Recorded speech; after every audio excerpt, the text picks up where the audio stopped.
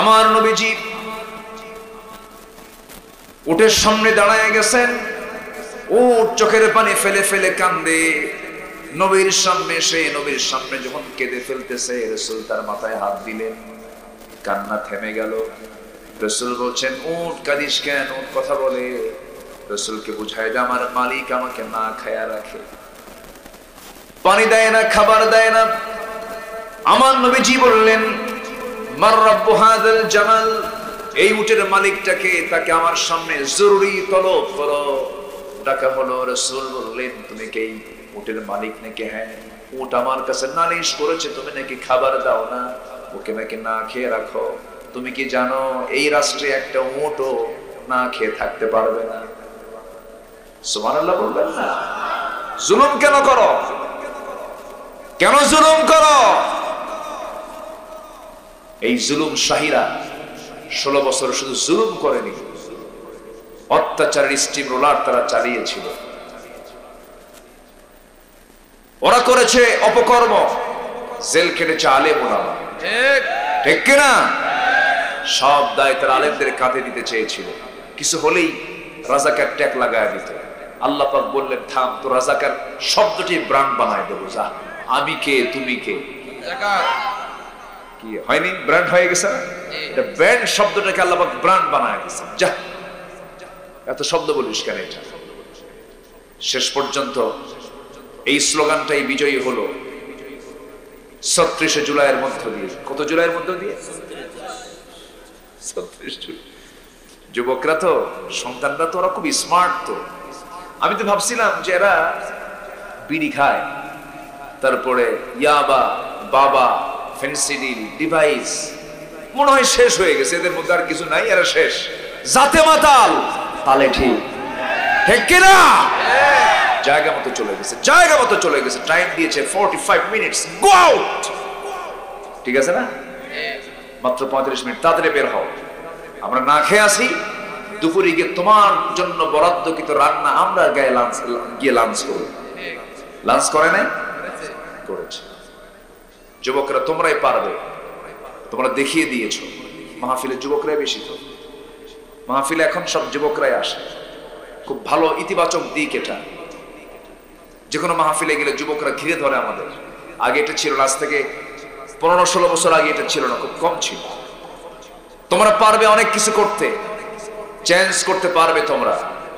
শুধু শর্ত আছে একটা, সেটা হলো আদর্শ কাউকে মানা যাবে না, আদর্শ একজনকে মানতে হবে, তিনি হচ্ছেন মুহাম্মদ সাল্লাল্লাহু আলাইহি ওয়াসাল্লাম। আল্লাহ রাব্বুল আলামিন বলেন, লাকাদ কানা লাকুম ফি রাসূলিল্লাহি উসওয়াতুন হাসানাতুন লিমান কানা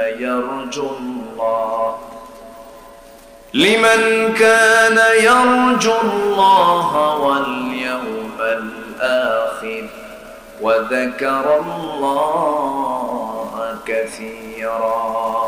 জোরে বলুন আল্লাহু আকবার, আরো জোরে বলুন আল্লাহু আকবার। তোমাদের জন্য উত্তম আদর্শের বাস্তব নমুনা কেউ নন, তোমাদের জন্য উত্তম আদর্শের বাস্তব নমুনা একজন ব্যক্তি, তিনি হচ্ছেন মুহাম্মদ সাল্লাল্লাহু আলাইহি ওয়াসাল্লাম, যার জীবনে একটা কৌতুক কোনো মিথ্যা নাই, যার জীবনে কোনো চুল পরিমাণ কোনো সগীরা গুনাহ নাই, চুল পরিমাণ কোনো পাপ যার জীবনে স্পর্শ করে নাই, যার চারিত্রিক সনদ পৃথিবীর কেউ দেয় নাই, দিয়েছেন স্বয়ং আল্লাহ তাআলা। জোরে বলে সুবহানাল্লাহ। যারা পারেন ঠোঁট মিলিয়ে বলুন, নুন ওয়াল কলমি ওয়া মা ইয়াসতুরুন মা আনতা বিনি'মাতি রাব্বিকা বিমাজনুন ওয়া ইন্না লাকা লাআজরান খায়রা মামনুন ওয়া ইন্নাকা লাআলা খুলুকিন আযীম। জোরে বলুন আল্লাহু আকবার। তোমাদের জন্য উত্তম আদর্শের বাস্তব নমুনা কেউ না, একজন, তিনি হচ্ছেন মুহাম্মদ সাল্লাল্লাহু আলাইহি ওয়াসাল্লাম। অতএব আদর্শ যদি গ্রহণ করতে হয় কয়জনেরটা নেব বলেন? বলেন কয়জনেরটা? সেই মহান মানব, সেই মহামানব, সেই মহান ব্যক্তি, তিনি কে? মুহাম্মদ সাল্লাল্লাহু আলাইহি ওয়াসাল্লাম। তাকে আমরা জীবনের সব জায়গায় মানব। রাসূলকে শুধু এক জায়গায় মানলে কিন্তু মানা হয় না। রাসূলকে দাঁড়িতে মানব, রাসূলকে আদরে মানব, মিষ্টি খাওয়াতে মানব, কাইলুলায় মানব, জুব্বায় মানব, টুপিতে মানব, মানলাম, সুন্নত নামাজে মানলাম, সব কিছুতে মানলাম, কিন্তু রাজনীতিতে, রাষ্ট্র পদ্ধতিতে, ইসলামী রাজনীতির প্রেক্ষাপটে রাসূলকে মানলাম না, এটা নবীর উম্মতের পরিচয় না, এটা হচ্ছে ভণ্ডামি, প্রতারণা। আসতে বলবেন না, জোরে বলুন ঠিক কিনা? এই ভণ্ড এবং প্রতারক চক্র আমার দেশে আছে না নাই? শুধু বলে ধর্মীয় মূল্যবোধে বিশ্বাসী আমরা, বলে না ধর্মীয় মূল্যবোধ, মানে ধর্মে কি একটু মূল্য টুল্য দেয়, কিন্তু মদ ঠিকই খায়। আপনি মদের আইন পাশ করবেন, বেশ্যাবৃত্তির লাইসেন্স পাশ করবেন, এরপরে সুদের কারবার করবেন, আর বলবেন আমি ধর্মীয় মূল্যবোধের আমরা পন্থী, ধর্মীয় মূল্যবোধকে আমরা সম্মান করি, ধর্মীয় মূল্যবোধে বিশ্বাসী আমরা। এই সমস্ত সাহিত্যের মোড়ক দিয়া, পেঁয়াজপুষ দিয়া ইসলাম মানার সুযোগ ইসলামে নাই। ইসলাম মানতে গেলে সব ঢেলে মুছে সাফ করে ইসলামকে মানতে হবে। 1 আনা না 16 আনা, 1 আনা না 16 আনা, 16 আনা মানতে হবে। তো রাসূলকে মানলেই কোরআনকে মানা হয়ে যাবে। রাসূল হচ্ছে কি জানেন? কোরআনের বাস্তব রূপ। কি কোরআন? রাসূল কি কোরআনের বাস্তব রূপ, প্র্যাকটিক্যাল। এটা হচ্ছে থিওরিক্যাল, এটা কি থিওরিক্যাল না কিতাব, আর প্র্যাকটিক্যাল কে? মুহাম্মদ সাল্লাল্লাহু আলাইহি ওয়াসাল্লাম। চিন্তা করে দেখুন, আল্লাহ পাক শুধু কোরআন দিলেও তো পারতেন, দেন নাই, সাথে রাসূলকে প্র্যাকটিক্যাল আল্লাহ পাক পাঠায় দিয়েছেন। কানা খুলুকুল কোরআন। তো আমরা সেই রাসূলের জীবন থেকে মুমিনদের জন্য, যারা ঈমানদার, আমরা এখানে যারা বসে আছি ঈমান আছি তো নাকি? ঈমান আনছি তো আমরা? নামাজ না পড়লেও তো ঈমান আছে, হ্যাঁ? ভালো করে কোন? আচ্ছা, আমার দেশে ঈমানদার কি মানে নামাজি ঈমানদার বেশি না বেনামাজি ঈমানদার বেশি? বেনামাজি কি কইলেন? ভালো। আচ্ছা, নামাজি ঈমানদার বেশি না বেনামাজি ঈমানদার বেশি? বেনামাজি ঈমানদার কয় না। আচ্ছা, হ্যাঁ, এখানে প্রশ্ন আছে, আমি কিছু বলবো না, আপনারাই ফতোয়া দেন। আল ফারকু বাইনাল মুমিন ওয়াল কাফির তারকুস সালাত। কাফের আর মুমিনের মধ্যে পার্থক্য সৃষ্টি করে হলো নামাজ। কাফের পড়ে না, ঈমানদার নামাজ পড়ে। অবলীলায় নামাজগুলোকে আমরা ধ্বংস করছি, নষ্ট করছি। তার শাস্তি কি ভয়াবহ, একটু পরে আসবো। নামাজ না পড়লে কি শাস্তি আল্লাহ দিবেন। আল্লাহর কাছে বান্দার পক্ষ থেকে সবচেয়ে বড় অপরাধ 1 নম্বর হলো কি? ছেড়ে দেওয়া, নামাজ ছেড়ে দেওয়া। আমি যদি এখানে প্রশ্ন করি নামাজ মাগরিবের আসরের কয়জন পড়েছেন, হাত কিন্তু সবার উঠবে না। হাত কি সবার উঠবে? উঠবে না। অনেকে বলে হুজুর ওয়াজ মজা লাগে, কিন্তু ওযুর পানি ঠান্ডা। ওযুর পানি কি ঠান্ডা? সম্ভব? এটা খুব বেকায়দা না। আমরা আপনি বিছনা থেকে আপনি মসজিদে যেতে পারেন না, আপনি কোন স্বপ্ন নিয়ে আপনি জান্নাতে ঢুকতে চান? কি কথা বোঝেন না আপনি? আপনি বিছানা থেকে আপনি নামাজ পড়তে যান না, মসজিদে নামাজ পড়তে পারেন না, বিছানায় শুয়ে থাকেন, আপনি জান্নাতে যাবেন কেমন? কোন প্রত্যাশা যাবেন? কি কি কথা কি বোঝা গেল? কথা কি বোঝা যায়? আমার চেষ্টা এমন যে ঘুমের ঠেলায় মসজিদ পাই না, আর আমি জান্নাত তালাশ করি। কত বড় বেহায়া! কি কথা কি রাগ করতেছেন নাকি? ধমক দিয়ে বলতেছি, কথা শুধু আপনি শুনতেছেন না তো? এই যে গোটা দুনিয়া হয়ে যাচ্ছে। কি বডি! কিছু ছেলে পেলে আছে না, দেখেন না, একটু বডি ভালো, তো একটু মাসল টাসল ভালো, মোটামুটি 6 ইঞ্চি, 72 ইঞ্চি, 78 ইঞ্চি লম্বা, 6.5 ফিট। রাস্তায় যখন হাঁটে বুঝাই আমি একখান মাল। ফজর নাই, তোমার ওই বডিতে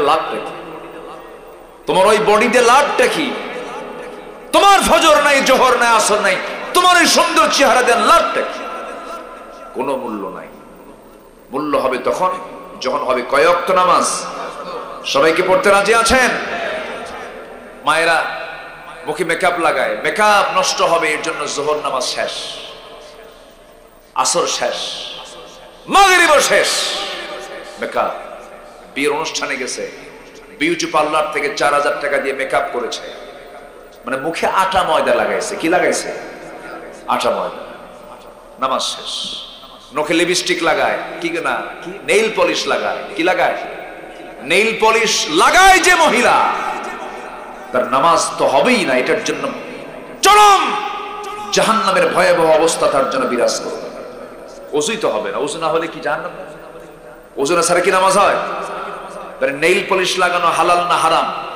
আরো জোরে, আরো জোরে, আরো জোরে, আরো জোরে। মায়েরা শোনে, শুনতেছে? সারা বছর বোরকা পড়ে, ঈদের দিন আর বিয়ের দিন বোরকা ছাড়ে। কোন দিন বোরকা পরা দরকার বেশি বলেন? বলেন বলেন বলেন, কোন দিন? সারা বছর বোরকা পড়ে, বোরকা ছাড়ে ঈদের দিন আর বিয়ের দিন। বিয়ের দিন বোরকা ছাড়ে কেন? বিয়ে বাড়ি, বহু লোকজন আসবে, আনাগোনা হবে, এলাহি কাণ্ড। এখন বাবার বাড়ির দেওয়া সোনা গহনা, পেটা পেটা হাতে, গলায়, কত সোনার গহনা আছে কানে, তো এইগুলো এতগুলো সোনা যে আমার আছে, তো জাতি দেখতে হবে তো। বইরা এ দেখ, এই যে আমার আছে না, এরকম আছে না? নাই? মনে হয় খুব রাগের কথা বলতেছি। মনে হয় কি বলা দরকার আছে কিনা? হ্যাঁ, না রাগ করা যাবে না। আমার মা, একটু মনোযোগ দিয়ে কথাগুলো শোনো। আমি ব্যালেন্স করছি, পিছনে মহিলা আর আপনারা সামনে বসে আছেন, সবাই শুনবেন কথাগুলো। সময় খুব কম তো, আমি যখন তখন হয়তো শেষ করে দেবো, কারণ সময় খুব অল্প। আমি চাইছিলাম মাগরিব পরে উঠতে, ঠেলে এখন চলে আসলো কেমন বুঝলাম? আমি তো মাগরিব পরে আমি টাইম দিয়েছিলাম, হচ্ছে না। মেয়েদের জায়গা হচ্ছে না, মেয়েদের জায়গা হবে না তো। মেয়েরা বেশি, লেডিস ফার্স্ট। মেয়েরা সবসময় বেশি থাকে, ওরা মাহফিলও বেশি, মার্কেটও বেশি। ঠিক আছে, সব দিকে ফার্স্ট। আল্লাহ তুমি মা বোনদেরকে দ্বীনের জন্য কবুল করো। জোরে বলি আমিন। মনোযোগ দিয়ে শুনি আমরা। তাহলে আমরা আদর্শ নেব কয় ব্যক্তি থেকে? মুহাম্মদ সাল্লাল্লাহু আলাইহি ওয়াসাল্লাম। কি ব্যক্তি তিনি ছিলেন! আল্লাহু আকবার। আমার বন্ধুগণ, সূরাতুল আহজাবের 21 নম্বর আয়াত আমি তেলাওয়াত করেছি। লাকাদ কানা লাকুম ফি রাসূলিল্লাহি উসওয়াতুন হাসানাহ। আমার বন্ধুগণ, আদর্শ কারো মানা যাবে না। জাতীয়তাবাদী চেতনা বলেন, সমাজতান্ত্রিক চেতনা বলেন, ধর্মনিরপেক্ষ চেতনা বলেন, কোন চেতনাকে বিশ্বাস করা যাবে না। আমার একটাই আদর্শ, তিনি হচ্ছেন কেউ নন, মুহাম্মদ সাল্লাল্লাহু আলাইহি ওয়াসাল্লাম। তার থেকে আমরা যদি কোনো অনুকরণে আদর্শ নিতে চাই, 15টা আদর্শ আজকে শিখে যাব। কয়টা আদর্শ বলেন? 15টা আদর্শ। 15 মিনিট আমি শেষ করার চেষ্টা করব, একটু কান লাগাবেন।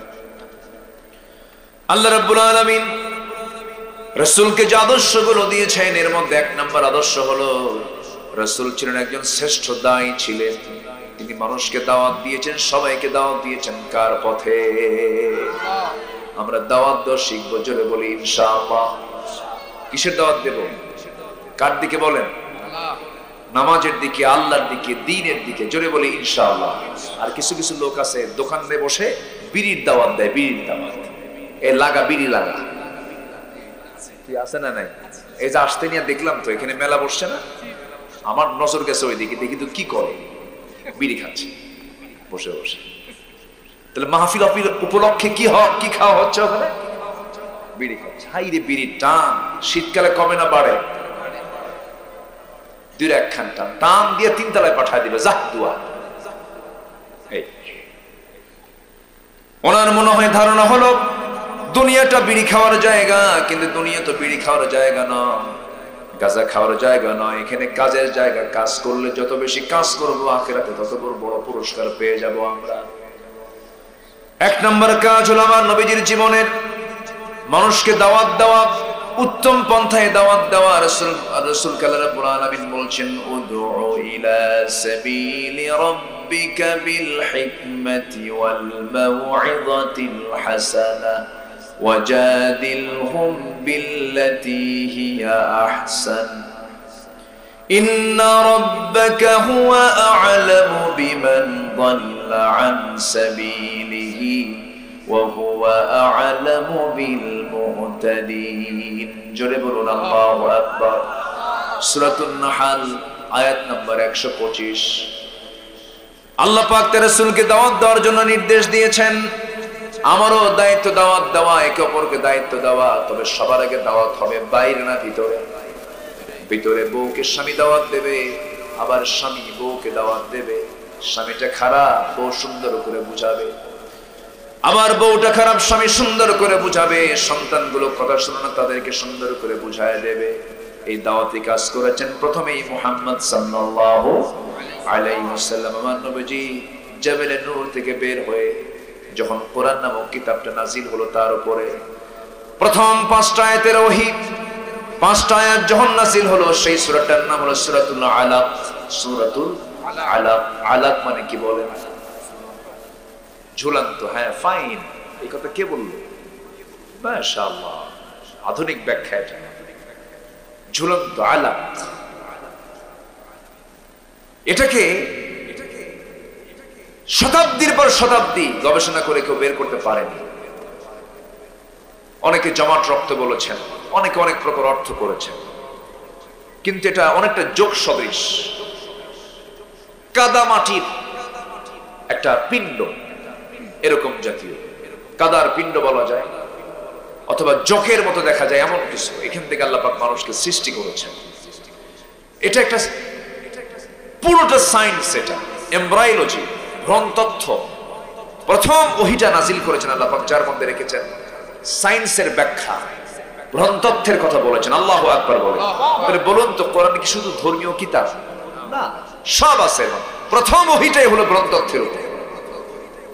পৃথিবী বিখ্যাত একজন ভ্রণতত্ত্ববিদ ডক্টর কেইট মুর, তিনি জানতেন না যে মানুষের জন্মটা হলো খলাকাল ইনসানা মিন আলাক,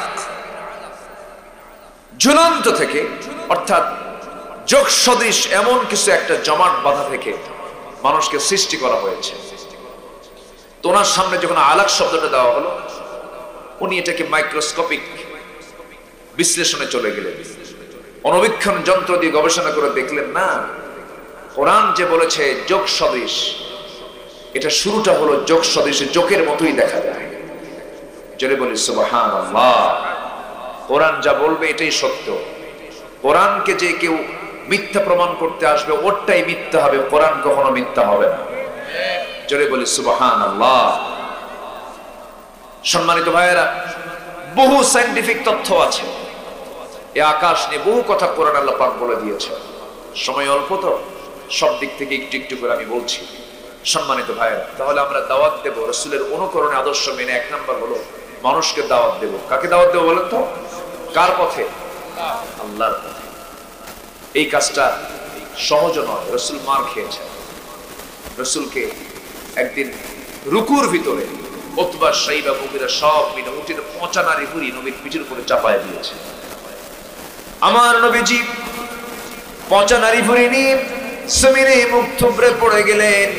আমার নবীজির কলিজার টুকরা মেয়ে ফাতিমা এই দৃশ্য দেখে দৌড় মেরে এসে নবীর পিঠ থেকে সরায় দিয়ে কোনো মতো সেখান থেকে নিয়ে চলে আসলেন। আমার নবীজি বললেন, ও ফাতিমা, তুমি কি বলতে চাও? আব্বা লানত করুন। আমার নবীজি কখনো লানত করতেন না, কিন্তু সেই দিন বুখারীর বর্ণনা, সেই দিন তিনি 7 জন কাফেরের নাম ধরে, এর মধ্যে আবু জেহেলও ছিল, আমার রাসূলের 7 জনের নাম ধরে আল্লাহ পাকের দরবারে তিনি বদদোয়া করেছিলেন, লানতের বদদোয়া করেছিলেন। যে 7 জনের নাম নিয়েছেন, সবগুলো বদর যুদ্ধের দিন সবগুলো দুনিয়া থেকে বিদায় হয়ে বদর কূপের মধ্যে তাদেরকে ফেলে দেওয়া হয়। আমার ভাইয়েরা, দাওয়াতি কাজ হচ্ছে 1 নাম্বার। নাম্বার 2 হলো সাহসী হব আমরা। আমার নবী ভীরু ছিলেন না সাহসী ছিলেন? আসতে বলো না, ভীরু ছিলেন না সাহসী ছিলেন? আমরাও সাহসী হব, জোরে বলি ইনশাআল্লাহ। ফাসদা'আ বিমা তু'মারু ওয়া আ'রিদ আনিল মুশরিকিন।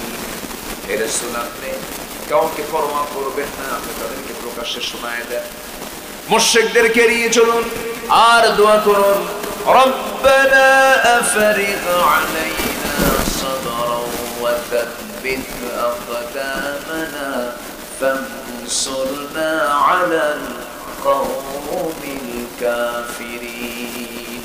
জোরে বলুন আল্লাহু আকবার।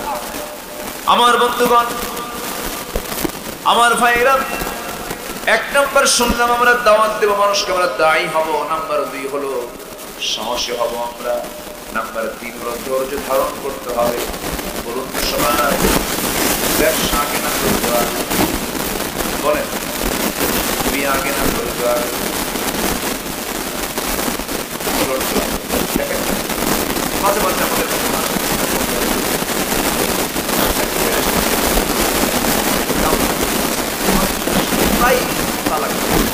সকালে তো বিকেল নেই,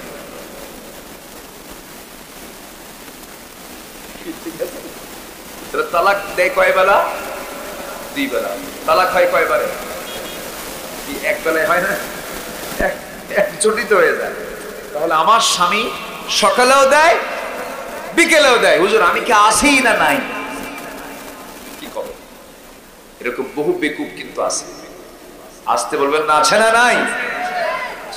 ধৈর্য না, কি নাই? ধৈর্য। সবার আগে ধৈর্য আনতে হবে।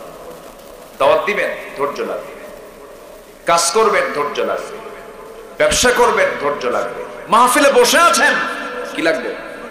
ধৈর্য লাগবে। ধৈর্য ছাড়া কিছু হয় না। বাপ হবেন, ধৈর্য লাগবে।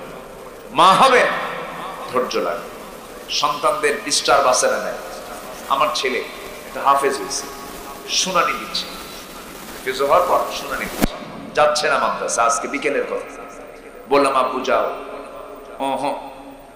কি বুঝতেছেন? কিছু বোঝেন? বুঝতেছেন তো? ধরছে বাঁকা, যায় না। তো আপনি বললাম শোনে না, তুমি বললাম তাও শোনে না। শেষে কি কব? বলেন, শাসন করতে হয় না? ইচ্ছার বিরুদ্ধে হলেও কিছু ধমক দিলাম, বলে দিলাম হুব্বু ফিল্লাহ বুগদু ফিল্লাহ, মান আহাব্বা লিল্লাহ ওয়া বাগাদা লিল্লাহ।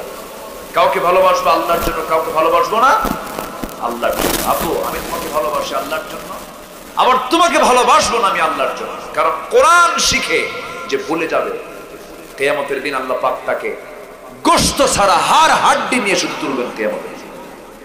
নাউজুবিল্লাহ বলবেন না? তাহলে এখন দায়িত্ব কমলো না বাড়লো? আর বলেন, কোরআন মুখস্থ করার পরে যদি কেউ বলে, ওর খবর আছে না? আস্তে খবর আছে কিনা বলো? তো ধৈর্য দরকার, সব জায়গায় ধৈর্য লাগবে। ধৈর্য ছাড়া আপনি কিচ্ছু করতে পারবেন না। রাসূল দাওয়াত দিতে গিয়ে কত মার খেয়েছেন আল্লাহ! আরে কি মারগুলো খেয়েছেন রাসূল! তায়েফের কথা কে না জানেন? 13টা বছর শুধু মায়েরই খাইছেন, মাথা থেকে পা পর্যন্ত শুধু দাগ, শুধু দাগ। কপালে একটা দাগ ছিল, গালে একটা দাগ ছিল, এবং শেষ জীবনে রাসূল দাঁত ভাঙ্গা নিয়ে দুনিয়া থেকে বিদায় নিয়েছেন। আমার নবীজি কোমরটা কুঁজো হয়ে গিয়েছিল।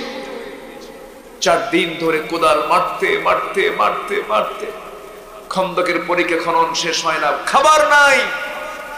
রাসূল শেষ পর্যন্ত পেটে পাথর বেঁধে, তাও হলো না। ওই যে কোমর কুঁজো হয়ে গেছে, বাকি জীবনে নবীজির মুখের দাঁত নাই আর কোমর নাই। আল্লাহু আকবার বলবেন না? এত কষ্ট এসেছে ইসলাম। নবীজির কি মার্জিত আচরণ, কত কঠোর মানুষ, ভালো হয়ে গেছে। ওমর কি নরম মানুষ ছিলেন?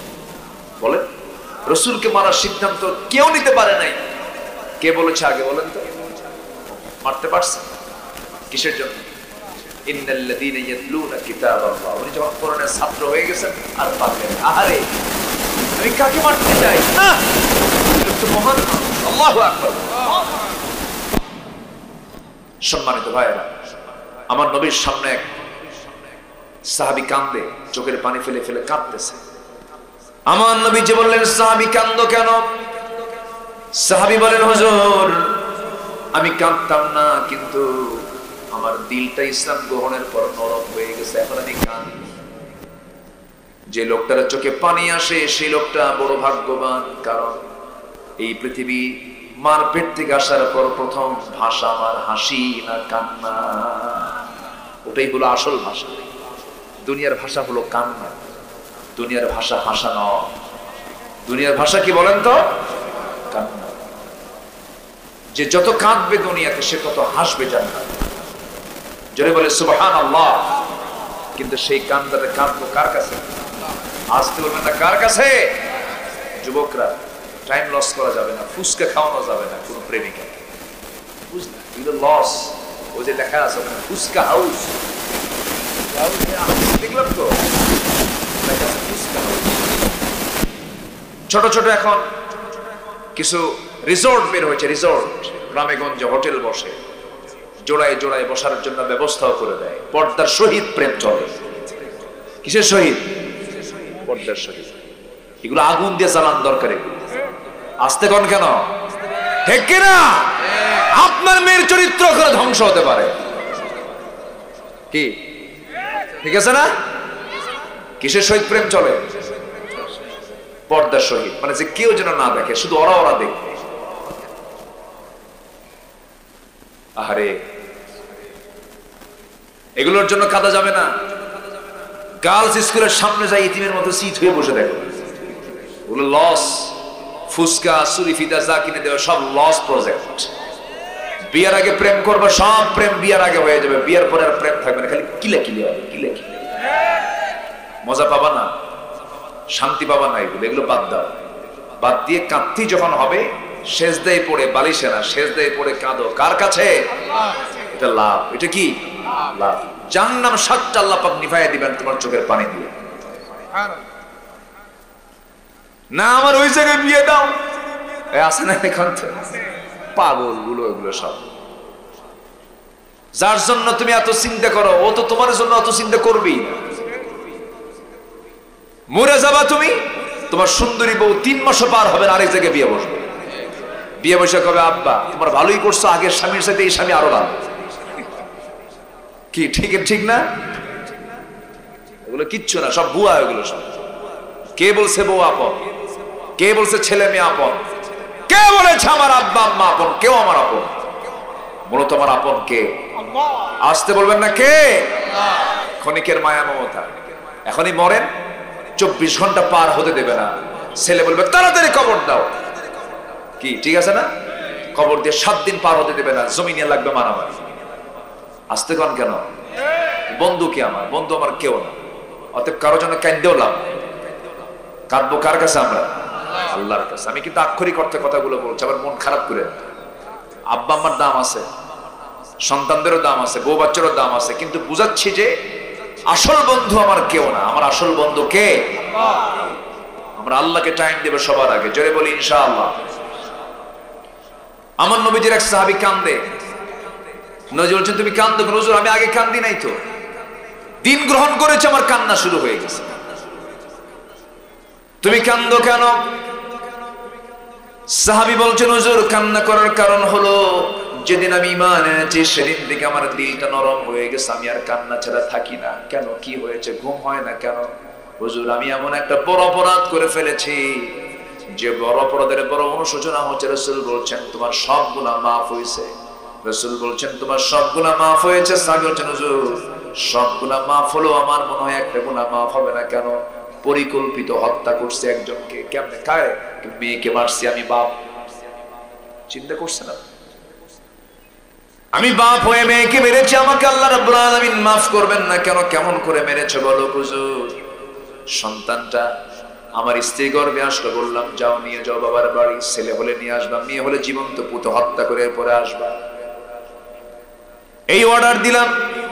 চলে গেছে বউ আমার। সন্তান ডেলিভারির দিন আমাকে জানানো হলো সন্তানটা মৃত হয়েছে।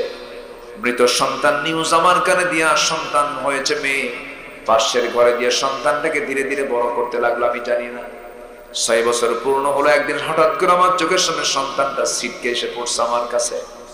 আমার মতো চোখ হাত পা দেখে চট করে ধরলাম, ধরে বলছে মা রে, তোকে চেনা চেনা লাগে, চল তো জায়গা মতো নিয়ে যাই। নিয়ে গেছে। বউকে বলছে, বউ দেখো তো সন্তানটা কার। বউ থরথর করে কাঁপি, হুজুর। এবার বউ বলছে, আপনার সন্তানের তথ্য আর কতক্ষণ গোপন করবো? এই সন্তান তো আমাদের ওরস থেকে এসেছে। মিথ্যা বলেছিলাম, এত পরিমাণ রেগে গেলাম, কিন্তু আমি ঠান্ডা মাথার খনি হয়ে গেলাম, কিচ্ছু বললাম না। মেয়ের সঙ্গে অভিনয় করে করে মেয়েটাকে চুমো দেই, কোলের মধ্যে নিয়ে নেই, আদর করে বললাম, নানি ও আমার মেয়ে, কালকে তোমাকে নানির বাড়িতে নিয়ে যাব। মেয়েটা আমার দারুণ খুশি, জড়িয়ে ধরে বলে, বাবা কোনদিন তোমার আদর পেলাম না, আজকে আদর করো, খুব আনন্দ লাগছে বাবা। মেয়েটাকে আমার হাতের মধ্যে নিয়ে আসলাম, অভিনয় করে তাকে নানির বাড়ির কথা বলে আমি তাকে নিয়ে চলে গেলাম জঙ্গলের দিকে। মেয়েটার মুখ ছোট হয়ে যায়। মেয়েটা বলে, মা আমাকে যেটা মানা করেছিলেন, বাবা তোমার সঙ্গে আমি আসছি, নানির বাড়ি যাব, তুমি আমাকে এইদিকে নিয়ে আসলা কেন, জঙ্গলের দিকে নিয়ে যাও কেন? হুজুর আমি বললাম মেয়েটাকে, মা কিচ্ছু না, তোমাকে দেখানোর জন্য নিয়ে আসছে। ওকে জঙ্গল পার করে দিলাম। জঙ্গল পার হওয়ার পরে মেয়েটাকে এক জায়গায় দাঁড় করায়া দিয়া ঠিক দুপুরবেলা হাতের মধ্যে কোদাল নিয়ে গর্ত খনন শুরু করলাম। মেয়েটার মুখটা ছোট হয়ে গেছে, আর বলছে, বাবা তুমি যাবা কোথায়, তুমি এখানে কি করো, কি করতেছো, তুমি মাটি খনন করে কি করবা? কিচ্ছু বললাম না। হুজুর আমি গর্ত খনন করে, দুপুরবেলা প্রচন্ড গরম, আমার তখন দাড়ি ছিল, সেই দাড়ির মধ্যে সিটকে এসে কোদাল মারতে নিয়ে সিটকে এসে ধুলাগুলো, বালুগুলো, মাটিগুলো আমার দাড়ির মধ্যে ঢুকে যায়। আর আমার মেয়েটা 5টা আঙ্গুল দিয়ে, ছোট ছোট আঙ্গুল দিয়ে খিলাল করে করে সেই ময়লাগুলো সাফ করে দেয়। হুজুর আমি যখন কোদাল মারতেছিলাম, আমার শরীর থেকে ঘাম ঝরে, মেয়েটা গামছা দিয়ে ঘামগুলো মুছে মুছে দেয়, আর বলে, বাবা তুমি বললা কি আর করো কি, তুমি কি নানির বাড়ি যাবা না? কিচ্ছু বললাম না। গর্ত খনন যখন শেষ হয়ে গেছে, মেয়েটাকে আবার অভিনয় করে মুচকি হাসি মেরে বললাম, মা দেখো তো গর্ত খনন কেমন হয়েছে। মেয়েটা একটা মুচকি হাসি মেরে গর্তের কিনারে চলে গিয়ে উকি মেরে যখন দেখতে লাগলো, আমি পিছন দিকে চলে আসলাম। পিছন দিকে চলে এসে চোখ বন্ধ করে পিছন দিক থেকে এত জোরে আঘাত করলাম, এত জোরে ধাক্কা মারলাম, এক ধাক্কায় সন্তানটা গর্তের মতো উপর হয়ে পড়ে গেল। চিত হয়ে 2টা হাত এক জায়গায় করে বলছে, বাবা বুঝতে পেরেছি, আমার বাবা আমার মার কথাটাই সত্য হয়ে গেছে। তুমি আমাকে আজকে মারার জন্য এই জায়গায় নিয়ে এসেছো। আমি জানি তুমি আজকে আমাকে হত্যা করবে, তবে শেষবারের মতো তোমার কাছে আমার একটা প্রার্থনা, বাবা আমি তোমার কাছে শপথ করে বলছি, মৃত্যু তোমার সামনে আমার চেহারা কখনো দেখাবো না, প্রয়োজনে ভিক্ষা করে খাবো। শর্ত হলো বাবা আজকে একটা বারের জন্য তুমি আমাকে আজকে প্রাণে বাঁচাইয়া দাও, আমি বাঁচতে চাই বাবা। হুজুর আমাকে বারবার বলে, ছোট্ট মেয়ে, এত সুন্দর চেহারার হুজুর বারবার আমাকে বলতেছিল। দিল কাঁপলো না, দিল নরম হলো না, শিরকিয়াতের কারণে, সমাজের পরিবেশ পরিস্থিতির কারণে। হাতের মধ্যে পাথর নিলাম, পাথর নিয়ে মেয়েটার কলিজা বরাবর এমন জোরাঘাত করলাম, ফিঙ্কি দিয়ে রক্ত পড়া শুরু হলো। মাটি চাপা দিয়া, পাথর চাপা দিয়ে, বালু চাপা দিয়ে জন্মের মতো আমার সন্তানকে মেরে শেষ করে দিলাম। আমার নবীজির এই প্রিয় সাহাবী ইসলাম কবুল করেছেন পরে। ওই সাহাবী সেই সময় নবীর সামনে এই কথাগুলো বলছিলেন। আমার নবীজি কথাগুলো শুনে বলছেন, ও আমার সাহাবী তুমি কি বলতে চাও বলো তো হুজুর। আমার মনে হয় সব গুনাহ মাফ হলেও এই সন্তান হত্যার খুন, এই গুনাহ আমার কখনো মাফ হবে না। আমার নবীজি সঙ্গে সঙ্গে সেই সাহাবীকে জড়িয়ে ধরে বলছেন, সাহাবী রে, ও আমার সাহাবী, আল্লাহর এমন দয়া, আমার আল্লাহর এমন করুণা, তুমি যে এই গুনাহটা করেছো, এই গুনাহ দিন গ্রহণের কারণে আল্লাহ রাব্বুল আলামিন তোমার জীবন থেকে সাফ করে দিয়েছে। আমার বন্ধুগণ, আমার ভাইরা, এমন অসভ্য জাতিকে যদি ভালো করতে পারেন অন্য কিছু দিয়ে নয়, একমাত্র কি দিয়া? আসতে বলবেন না, কি দিয়া? আমাদের সামনে কোরআনও আছে, হাদিসও আছে, এই দুটাকে সামনে রেখে আমরা চলবো। আমাদের কিসমত ভালো হয়ে যাবে, আমাদের জান্নাতের রাস্তা ক্লিয়ার হয়ে যাবে। আল্লাহ কবুল করুন, আল্লাহ কবুল করুন। সব নেতৃত্ব আমরা পাব, যে নেতৃত্বে নামাজ নাই, যে নেতৃত্বে কোরআন নাই, যে নেতৃত্বে ইসলাম নাই, যে নেতৃত্বে ইসলাম কায়েমের কোনো কথা নাই, যে নেতা নামাজের কথা বলে না, যে নেতা দ্বীনের কথা বলে না, যে নেতা দুনিয়ার কথা বলে, আখিরাতের বক্তব্য দেয় না, ওই নেতৃস্থানীয় ব্যক্তিবর্গকে আমার মানার কোনো ঠেকা পড়ে নাই। ওই সমস্ত নেতৃত্বের মুখে আমরা জুতা মারি, থুতু মারি। সম্মানিত ভাইয়েরা, সব দেখেছি আমরা, সব দেখা শেষ। 25 বছর কেউ, 16 বছর কেউ চালিয়েছেন দেশ, কেউ 9 বছর চালিয়েছেন, কেয়ারটেকাররা কয়েক বছর চালাইছেন, সব দেখা শেষ। মুসলমান ঘরের সন্তান কিন্তু ইসলাম চায় নাই সরকারে, ঠিক কিনা? ইসলাম তারা চায় নাই যে রাষ্ট্রীয় পর্যায়ে ইসলামটা আসুক, এটা তারা চায় নাই। অতএব যেহেতু ওরা চায় নাই, যারা চায় আমরা সেই পক্ষে কাজ করি। আস্তে কন কেন, জোরে বলেন ঠিক কিনা? সব দেখা শেষ। আগামীর দেশ হবে কোরআনের দেশ, ইসলামের দেশ। রাজি আছেন কারা কারা? হাত উঁচু করে দেন।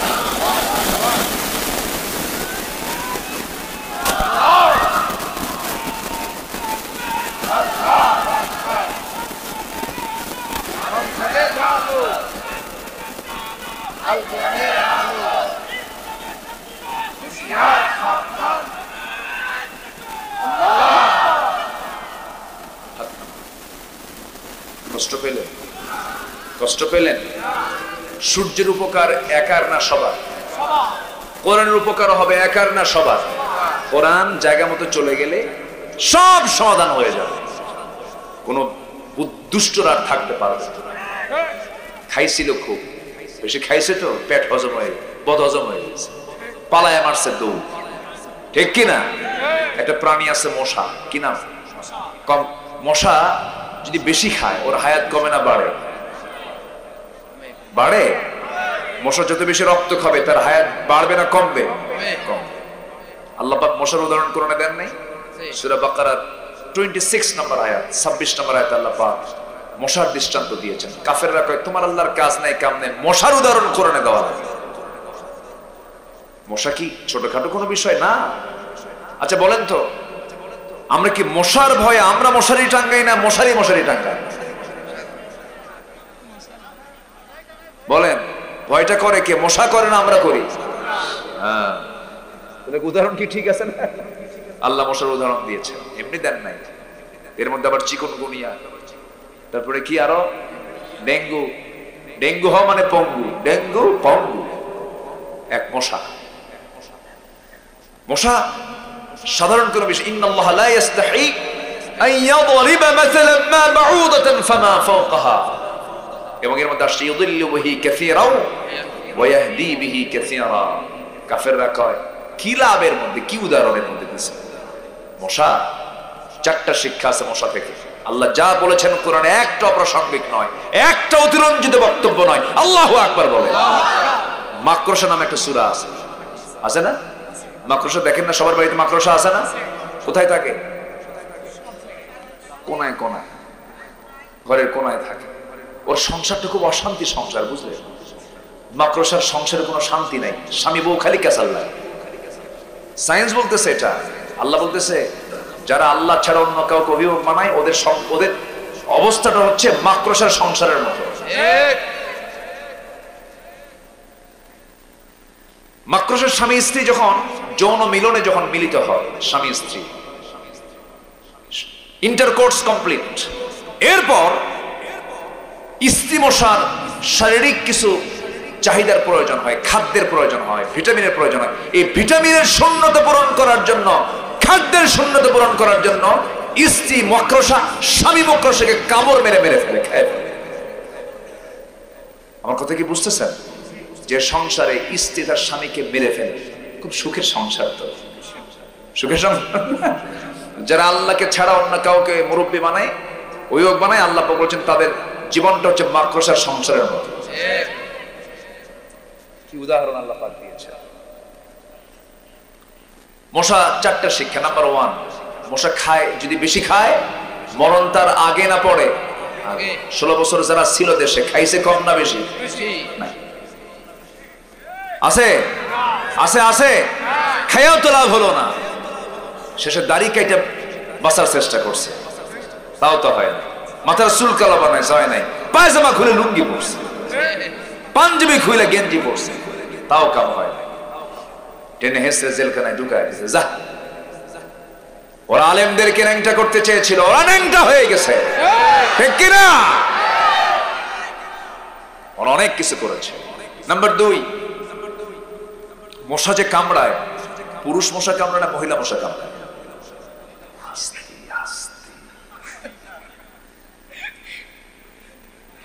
মহিলা মশা কম, মহিলারা কইলে তো সমস্যা।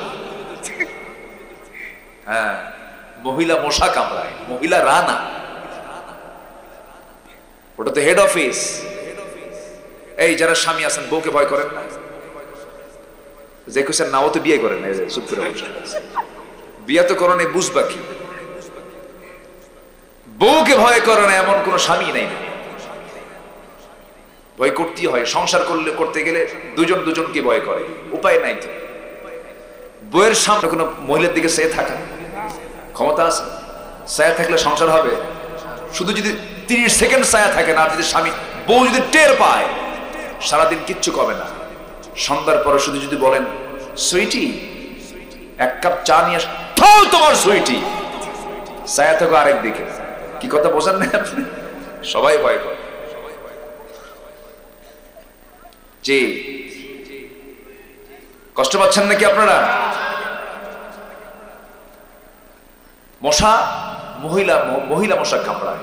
আল্লাহ পাক এখানে মহিলা মশার কথাই বলেছেন। আল্লাহ লা ইস্তাহি আন ইয়াদরিবা মাসালাম মা বাউদাতান, গোলতা মুযাক্কার নয়, মুয়ান্নাস।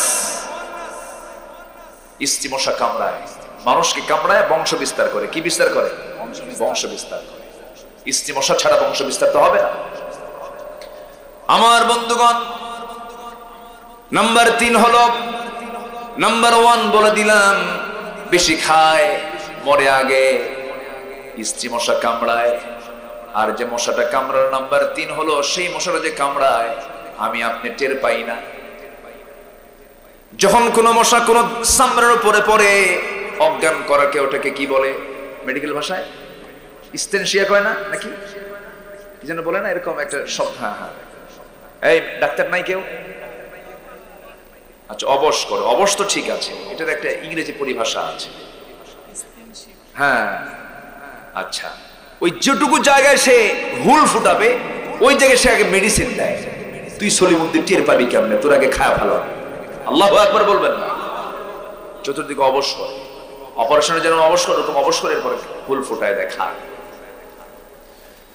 আমার বন্ধুগণ, শীতের রাতে শুয়ে পড়েছেন, গোটা ঘর তালাশ করে দেখলেন একটা মশাও নাই, কিন্তু আপনি ঘুমিয়ে পড়েছেন। লাইটটা বন্ধ করা মাত্রই কিছু মশা চলে আসছে কানের কাছে, এসে সারেগামা পাধানিসা। কি ঠিক আছে না? শুরু হয়ে গেছে, ভনভন শুরু হয়েছে।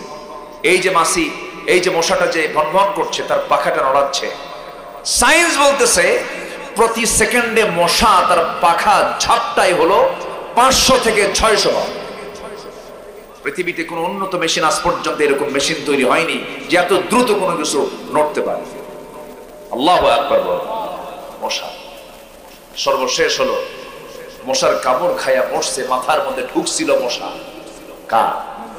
বলেন কার? সম্মানিত ভাইয়েরা, আমরা যেখানেই চলি না কেন, আমরা হুকুম মেনে চলবো কার? সবাইকে 5 ওয়াক্ত নামাজ পড়তে রাজি আছেন? একটু হাত তুলে দেখান তো দেখি, জোরে বলি ইয়া আল্লাহ। আমাদেরকে 5 ওয়াক্ত সালাত আদায় করার তৌফিক তুমি আল্লাহ দিয়া দাও। জোরে বলি আমিন, আরো জোরে আমিন। বাড়িতে মা বোনদের পর্দার দরকার আছে না নাই?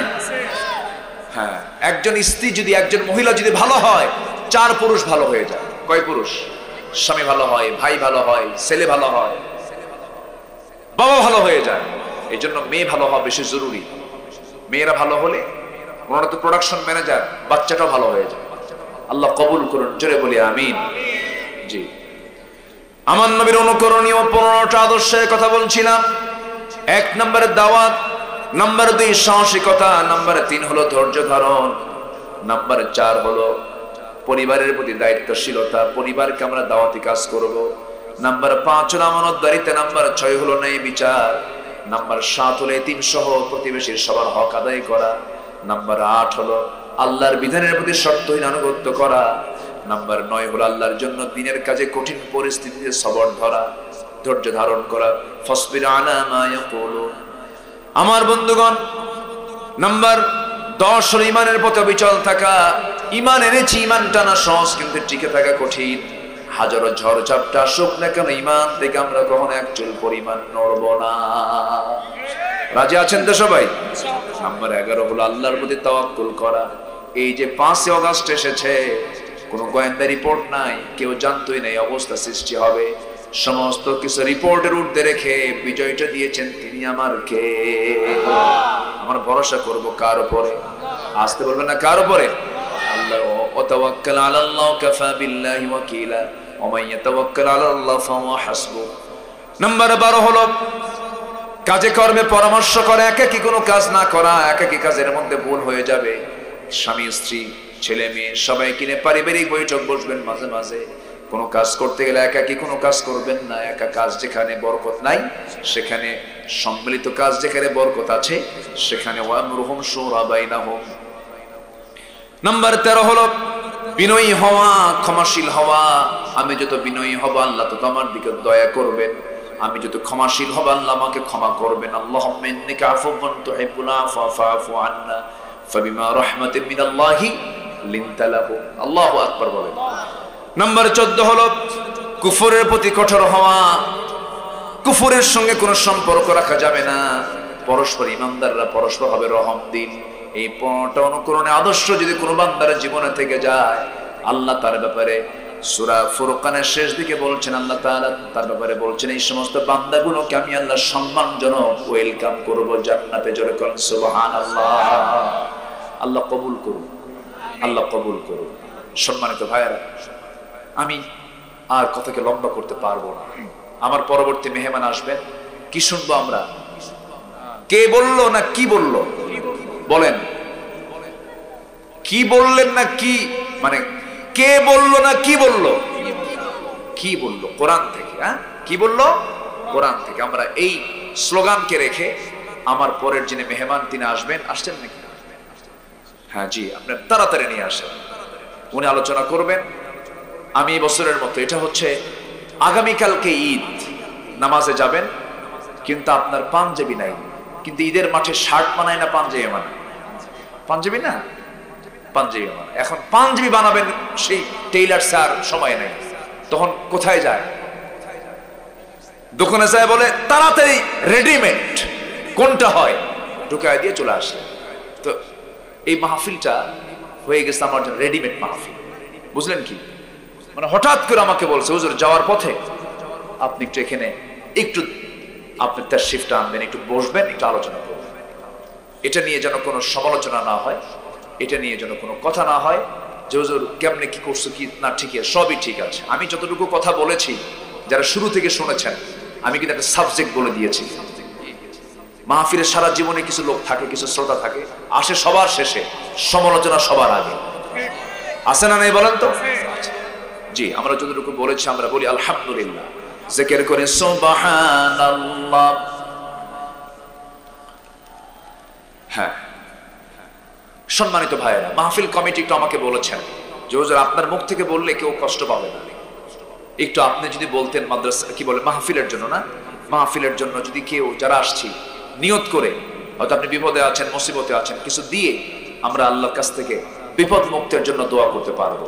যদি কেউ কিছু দিতে চান, চাদর যাচ্ছে, ব্যাগ যাচ্ছে, আমরা সবাই মা বোন যারা আছি, ভাইয়েরা যারা আছে, সবাই আমরা কম বেশি দেব। জোরে বলি ইনশাআল্লাহ। একটা লোক নড়বো না, সবাই বসবেন, মাহফিলের দোয়া হবে। আমার পরের যে মেহমান, তার বক্তব্যের পর তার দোয়া হবে। সেই দোয়া করে আব্বা আম্মার জন্য, প্রতিবেশীর জন্য, আশেপাশে গ্রামবাসী যারা কবরবাসী আছেন তাদের জন্য দোয়া করে এরপর মাহফিল থেকে সবাই যাবেন ইনশাআল্লাহ। ঘোরশালী ইউনিয়নের যুব জামাতের পক্ষ থেকে, যে দক্ষিণ এশিয়ার বৃহত্তম সংগঠন জামাত ইসলামীর একটা শাখার পক্ষ থেকে 1000 টাকা দান করেছে। জোরে বলি আলহামদুলিল্লাহ। আল্লাহ কবুল করো, জোরে বলি আমিন। জিকির করি সুবহানাল্লাহ।